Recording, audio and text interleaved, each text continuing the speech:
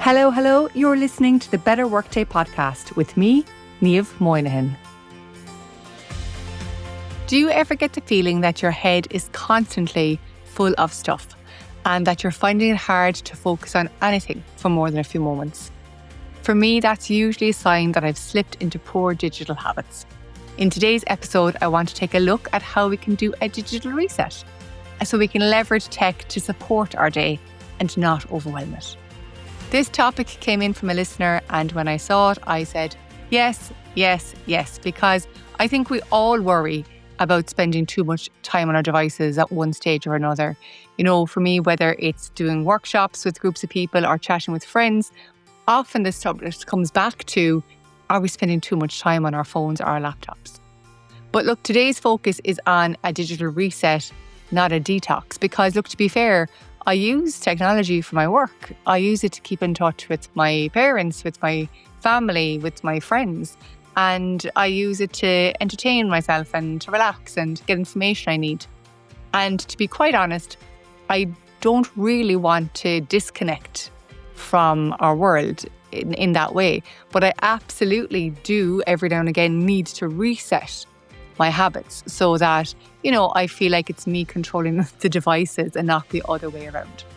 So today I want to chat, about why our devices do seem to control us sometimes, and maybe how we can, check in to see how things are going from a digital perspective.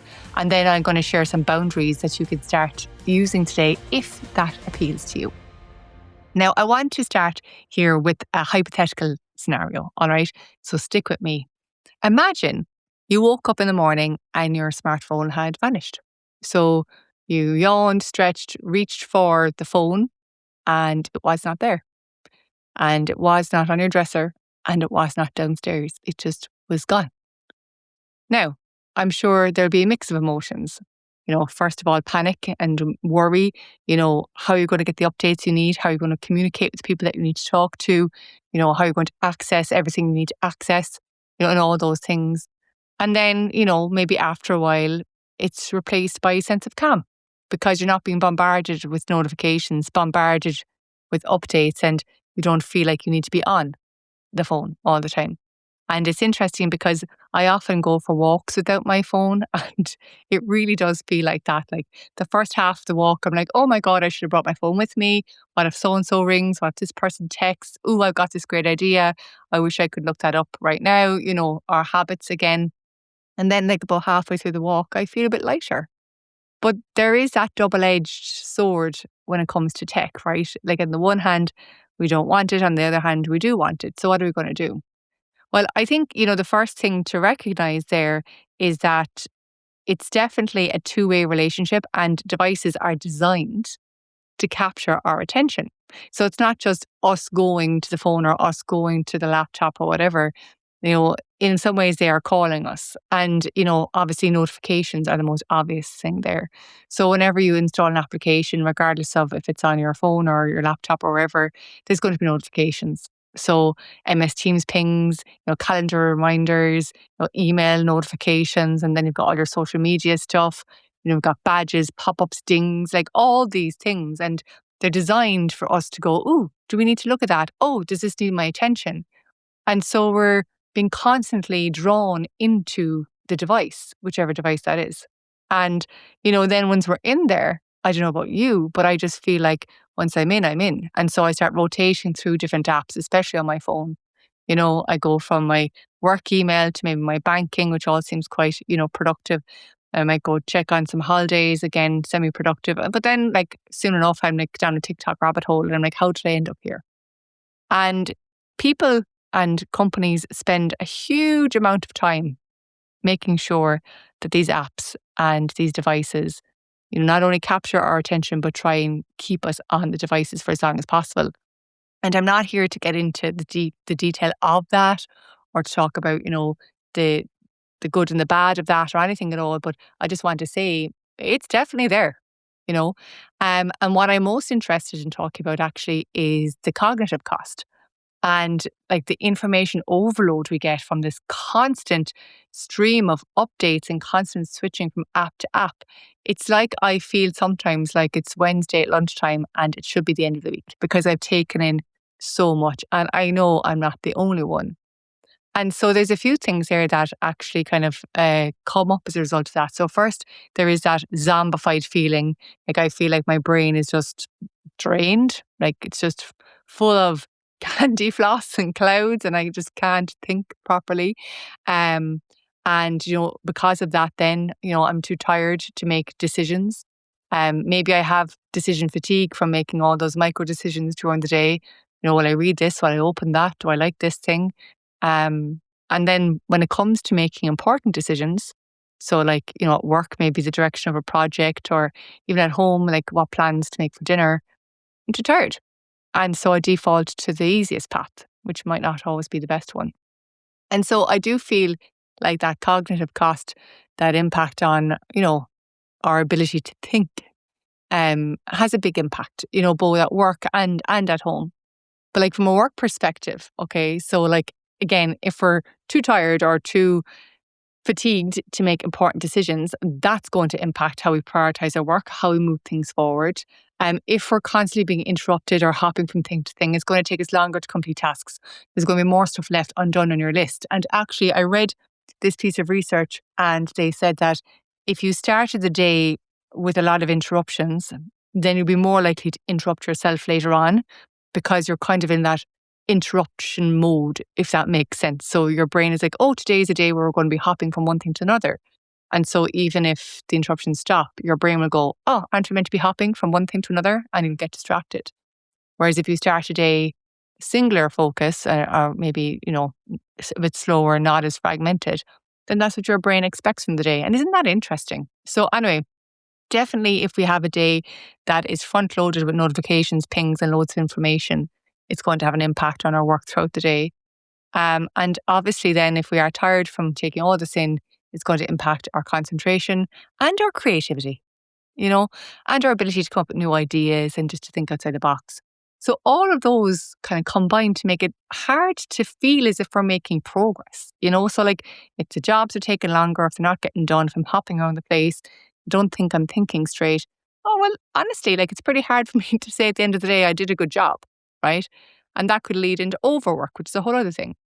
And then even like just from a personal perspective, like sometimes the day just keeps stopping and starting, and, I don't know about you, but sometimes even cooking dinner takes ridiculously long because I keep just checking my phone and forgetting what I'm doing and I'm not paying attention to the right conversation. And, everything just feels a little bit more like an effort, and a little bit harder. And look, I know I'm not the only one. And if you're listening to this, listen to me, you are not the only one either, okay? And I'm not kind of calling it out to say that, again, it's something that's easily solved. I'm mentioning this and talking about this because I think it's important that we keep an eye on it. And that when it does kind of get to a stage where we feel it really is impacting our work or our personal lives or both, that we do that reset, that we take a look at our habits and see what we need to change. So, there's a few things that we can do. And the first one, let's kind of get into what we can do now, is to audit your apps. Okay. Now, this can be done obviously for personal apps, but also for work apps. Okay. Because I just think that sometimes we think that the digital reset has to be all about our personal lives. But trust me, I've seen some people with terrible digital habits and it's all about work, right? So regardless of what it is, okay, what we want to understand is what job is that app doing for you? And, are you using the app in the right way? Okay, because quite often we just get an app, use the default settings, and those default settings aren't always what's most suitable for you. So what you can do is take a list of the apps that you use at work or personally, whichever one you want. And then for each app, ask yourself, what is the job of this app? Okay. And is it supporting me in the way that I need? Is it communicating with me in the way that I want to be kept updated? Okay. And, are there any settings on this app that will make it work better for me? All right. And so like you could just sit down with a cup of tea for 30 minutes and do this, right? Listing the apps, having that check for yourself, and then maybe update some settings. And like that could be the best time investment of your week, right? So I'll give you two examples. First of all, email. So for me, obviously, the job of email is for me to talk and communicate with my customers and my partners. Okay. And, because of that, I do want to know when somebody reaches out to me, but I don't need to know immediately. All right. And so, I personally have turned off all the notifications from my email, and I've decided that I will go check it regularly throughout the day, and that's how it works for me. There could be somebody else who needs to be highly responsive to email because of their job. And so, because that's their job, the notifications on their desktop could actually be very helpful, because no matter what else they're working on, maybe in their job, the email is the most important part because that's where the conversations are. That's where they give the help, provide the support, answer the questions, and do the things. So it really does depend on your job. And that's what I'm trying to say here. Quite often we use these apps or we use these devices and we just take them out of the box or we download them from an app store and we just let them be by the default. But the people who created this stuff, like, they don't know your job. They don't know what your life is. They couldn't imagine the individual use case for every single one of us. So they had default settings, like general stuff. And it's up to us to then tailor it and customize it to suit our needs. And we can do that, which is fantastic. All right. So definitely, I suppose, reminding yourself that you control the tool, believe it or not, and you can change the settings to serve your needs. Now, the second thing for me then is really just around awareness. And this is something, I suppose, which you can draw attention to now, I suppose, while you're listening to the podcast, but, even try to focus on for the next couple of days, all right? So I read this great book called What Are You Hungry For? Now, honestly, I was just grabbed by the title, right? And I bought the book just to see then what it was about, because I just thought it was such a good title. And anyway, it was on the topic of mindful eating, I think. And the whole idea was, when you feel hungry, ask yourself, are you actually hungry for food, or are you instead hungry for distraction or novelty or whatever? And I just thought that was such a great concept when it comes to how we use digital tools. Okay. So this idea of, what are you looking for? Okay. Instead of what are you hungry for? So when you open your phone or your laptop after hours, at the weekend or in the evenings or on your lunch, right? Ask yourself, what am I looking for? And quite often the answer could be nothing, just opening it out of habit.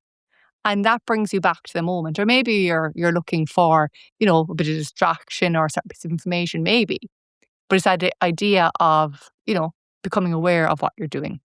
And then you could ask yourself, how much time have I spent here? Now, this for me is especially important for things like email, because I could just go around my inbox all day long.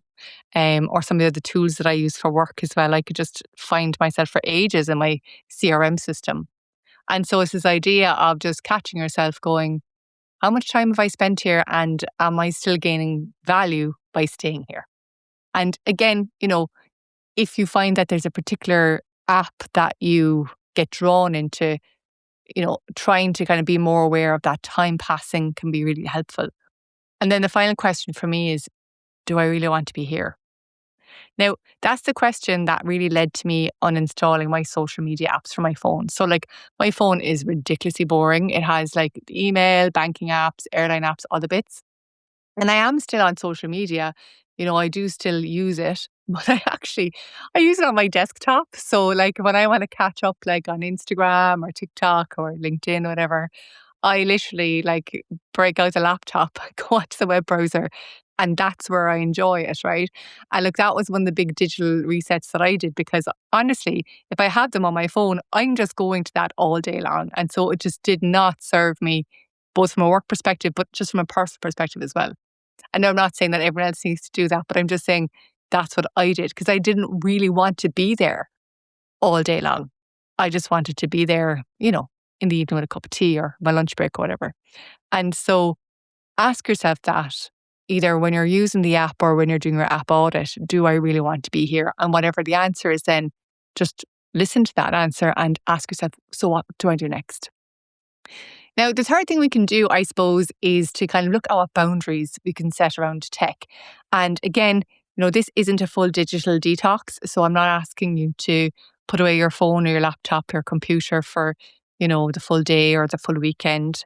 I know that there's a lot of people that recommend that. I'm sure there's plenty of benefits. But look, I'll be quite honest, all right? I've got young kids, I've got aging parents, I'm self-employed. I keep in touch with my friends and my husband all through tech. And I don't want to lose that. I don't. And I feel that we need to live alongside technology because it's not going anywhere, right? And so I prefer to have boundaries than completely detoxing. So these are my 4 boundaries. It is situation, location, time, and device. So situational boundaries are just where I identify 2 to 3 situations where I won't be on my devices. For example, I keep my email closed when I'm in meetings with other people. I just close all the other tabs, my browser as well. I'm just on the meeting with the other person. I try my hardest not to check my phone when I'm with my parents. And I try really hard not to check my phone when I'm in a queue for like any shop, right? So they're just kind of situations, right? And then the next one for me is location boundaries. So for example, because I work from home when I'm not on client sites, I have work-free zones in my house. Okay. So I try not to work in certain rooms and stuff like that. And that just means that, the devices aren't everywhere, especially the work devices. Okay. But like even when I'm hanging out with the kids, I put the phone in another location. Right. So that can be a little bit fluid. Time boundaries is just really kind of deciding how you want your day to be shaped. So maybe for you, you're going to delay picking up the phone in the morning. Okay. So not starting the day being bombarded with all that information. Or maybe, you're going to try and end your day differently. Maybe you're going to read a bit of a book instead of scrolling on your phone, whatever it is. When it comes to work stuff, again, it's around like how long are we spending on different apps, like email and other applications within work. And are we spending too much time on them, especially if it's time outside your standard working day? One of the big things for me, I suppose, is to take your lunch phone free and laptop free. So that's a really practical time boundary. And the final one then is device boundaries. And that's what I did with my phone. I decided that I absolutely do enjoy the social media apps, but I don't enjoy having them on my phone all the time. I also didn't like having LinkedIn on my phone because I would consider that a work app. And so I decided that they would not live on my phone. So they're still there. I just don't use them on that device. Similarly, there's other stuff that I don't do on my laptop. I just do it on my phone. And it's all about, I suppose, us designing the way that we want to interact with these tools and these different apps. And really, again, the key message for all this is, we're finding what works for your work demands, for your job, for your life, for your personal situation. So look, that's it, really. Just to kind of do a quick recap, if you do want to make some changes, the first thing I'd suggest you do is kind of make a list of your apps and check if the settings are set up to support you, not stress you out. The second thing is to build a little bit of awareness and understanding, why you're going to certain apps or to certain devices and, why are you staying there and if you even want to be there, and then setting some boundaries. And look, honestly, this isn't a set it and forget it. I have to regularly come back to this because, sure, of course, we creep into bad habits when it comes to our digital devices. As I said at the start, they're designed to take our attention and to keep our attention. But I definitely think at any time we can decide to pause and take stock and make changes if changes are needed. So if you found this episode helpful, I would love it if you shared it with a friend or colleague that you think might benefit. If you are enjoying the podcast, please let me know. You can leave a rating or a review. You can subscribe to make sure you don't miss the next episode. And of course, you can always connect with me on LinkedIn and let me know if you did a digital reset. Okay? So that's it from me for this week. Until next time, stay well and have a better workday.